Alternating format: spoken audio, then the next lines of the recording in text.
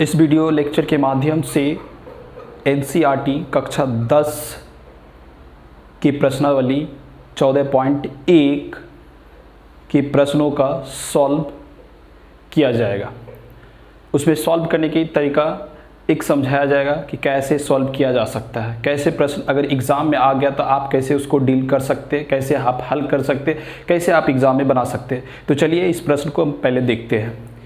ये मेरा प्रश्न है, आप लोग को दिखाई देता होगा, आप देख सकते हैं। पहले आप उसको अच्छे ढंग से रीड कर लीजिए, अध्ययन कर लीजिए और उसके बाद एक बार गौर से देख लीजिए। तो देख रहे हैं कि आपको वहाँ पे दिखाई देता होगा, उसके नीचे ब्लू जो दिखाई दे रहा है वो ब्लू में देखिए कि पौधों की संख्या, जो पौधों की संख्या दिखाई दे रहा है 0 से 2, 2 से 4, ये इस टाइप का जो दिया हुआ है मेरा वर्ग अंतराल दिया हुआ है। और उसके नीचे जो दिखा हुआ है घरों की संख्या 1 है, 2 है और 1, 5, 6, 2, 3 ऐसे करके जो दिया हुआ है वो बारंबारता। मुझे कैसे समझ में आता है कि वो एक बारंबारता है, तो इसके बारे में आप गौर से देखिए।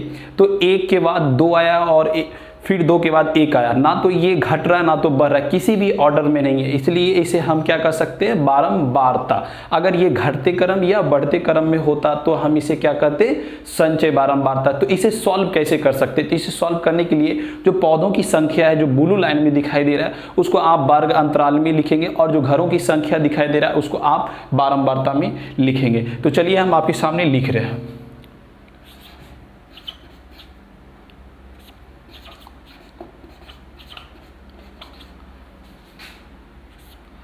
ये हो गया मेरा वर्ग अंतराल और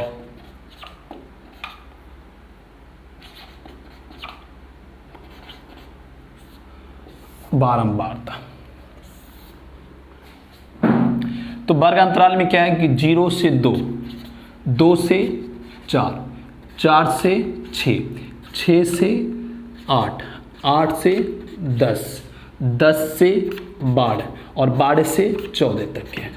और इसमें आप जो पौधों की संख्या दिखाई दे रहा है वो आप भर चुके हैं और आप बारंबारता के बारे में जानेंगे कि बारंबारता जो घरों की संख्या है उसमें लिखेंगे 1, 2, 2 के बाद क्या है 1, उसके बाद क्या है 5, उसके बाद क्या है 6, उसके बाद क्या है 2, उसके बाद क्या है 3।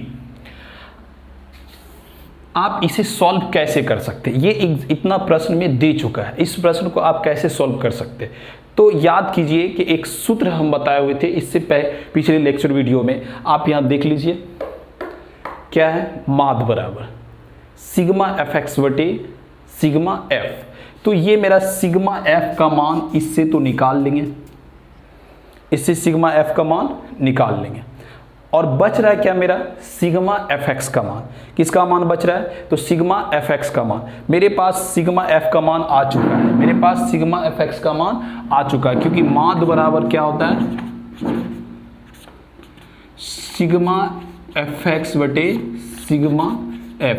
तो सिग्मा f का मान इससे यहाँ पे लिख सकते हैं। सिग्मा fx कहाँ से लाएंगे, तो सिग्मा f लाने के लिए, सिग्मा fx लाने के लिए सबसे पहले हमको f तो यहाँ मिल चुका है, x कैसे लाएंगे, तो x लाने के लिए इसके लिए हम बताए थे, इसको तो हम f कहते हैं, बारंबारता को f द्वारा सूचित करते हैं। आप देखते हैं कि एक x मानते हैं जिसको हम वर्ग अंतराल, वर्ग चिन्ह कहते हैं, क्या कहते हैं, वर्ग चिन्ह कहते हैं या मध्य बिंदु भी कह सकते हैं इसको, या वर्ग अंतराल के मध्य बिंदु भी कहते हैं, पूरा सूचित करते हैं। आप देखिए ये कैसे वर्ग चिन्ह कैसे निकलता है, तो ये हमेशा याद रखिए वर्ग चिन्ह जो होता है वो वर्ग अंतराल से ज्ञात किया जाता है। वर्ग अंतराल इसमें दिया हुआ है, आपको दिखाई दे रहा है, यहाँ दिया हुआ है।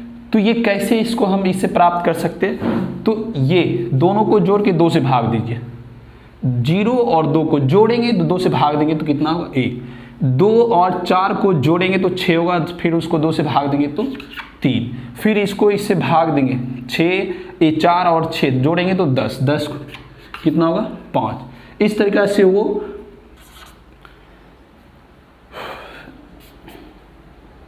और ये 13 आएगा।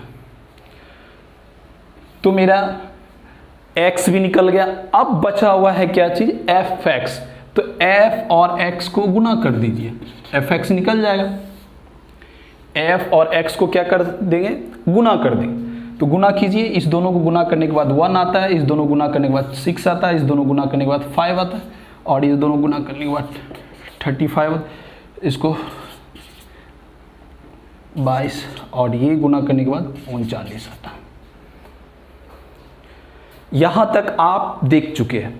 इस प्रश्न को सॉल्व करने के लिए अब क्या किया, सबसे पहले वर्ग अंतराल में पौधों की जो संख्या दिया हुआ वो वर्ग अंतराल हो गया, और वो किसी क्रम में नहीं है, 1 2 फिर 1 2, उसको हम बारंबारता समझेंगे, और उसके लिए वर्ग चिन्ह या मध्य बिंदु या मध्यमांक करके इसको हम निकाल सकते हैं। किससे? तो वर्ग अंतराल से। अब ये f और x निकल गया तो ये मेरा कोई काम का नहीं है। अब इस दोनों को गुना करके fx निकाल लेंगे।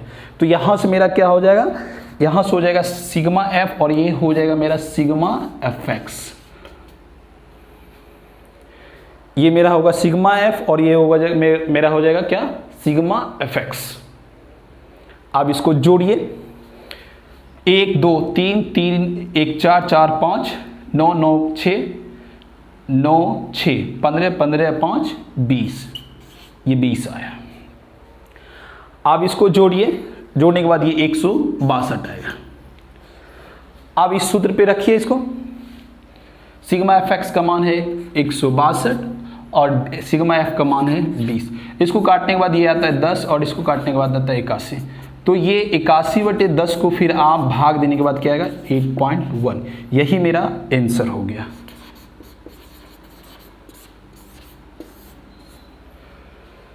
यही मेरा क्या हो गया, आंसर हो गया। इसमें से किसी को डाउट है तो आप बिंदास स्क्रीनशॉट करके मेरे व्हाट्सएप नंबर पर पूछ सकते हैं। आप प्रश्न संख्या 2 को देखें, जिसमें लिखा हुआ क्वेश्चन, किसी फैक्ट्री की 50 श्रमिकों की दैनिक मजदूरी। तो आप उसमें वॉल्यूम देखिए, दैनिक मजदूरी जो लिखा हुआ है वो आपका वर्ग अंतराल दे चुका है, और फिर श्रमिकों की संख्या जो लिखा है वो आपका बारंबारता दे चुका है। तो आप ये जान गए कि ये वर्ग अंतराल दे चुका है और ये बारंबारता दे चुका है, और इसको वर्ग चिन्ह कहिए या मध्य बिंदु कहिए। इससे पहले जो क्वेश्चन है उसमें हम वर्ग चिन्ह लिखे हैं, आप वर्ग चिन्ह भी लिख सकते हैं, मध्य बिंदु भी लिख सकते हैं और माध्यान भी लिख सकते हैं। तो यह मध्य बिंदु इस बार लिख चुके हैं। आप देख लीजिए कि ये वर्ग अंतराल है, बारंबारता है, तो मध्य बिंदु कैसे ज्ञात करेंगे। तो इस दोनों को जोड़ के 2 से भाग देने के बाद मध्य बिंदु आ जाएगा, इस दोनों को जोड़ के 2 से भाग, फिर ये मध्य बिंदु आ जाएगा, फिर इस दोनों को जोड़ के 2 से भाग देने के बाद ये आ जाएगा। इस तरीके से आप इस कॉलम को पूरा कर सकते हैं। मेरा सिग्मा fx को ये सब को जोड़ेंगे, सिग्मा f का मान निकल जाएगा। अब x निकल गया और f निकल गया, तो आप यहाँ पे देख लीजिए कि f और x इस दोनों को गुना करने के बाद fx का मान आ जाएगा। सब में इस दोनों गुना कीजिए, fx का मान आ जाएगा। तो ये थोड़ा सा लॉन्ग गुना भाग है, इसलिए इसे हम छोड़ दिए। आप इसे घर पर शांति से बैठकर बना सकते हैं, इसे कोई दिक्कत नहीं होगा। जैसे इससे पहले वाले क्वेश्चन को डील किए थे वैसे आप कर सकते हैं, इसमें कुछ नहीं है। बस आप सिग्मा f का मान निकालिए और यहाँ पे जोड़ के सिग्मा fx का मान निकालिए, फिर इसी फार्मूला पे आप बैठाइए, सिग्मा fx बटे सिग्मा f का मान रखिए, जो आएगा आंसर। चलते हैं क्वेश्चन नंबर 3 को देखते हैं, जिसमें दिया हुआ है निम्नलिखित बंटन एक मोहल्ले के बच्चों के दैनिक जेब खर्च दर्शाता है। मात्र जेब खर्च 18 रुपया और लुप्त बारंबारता f ज्ञात कीजिए।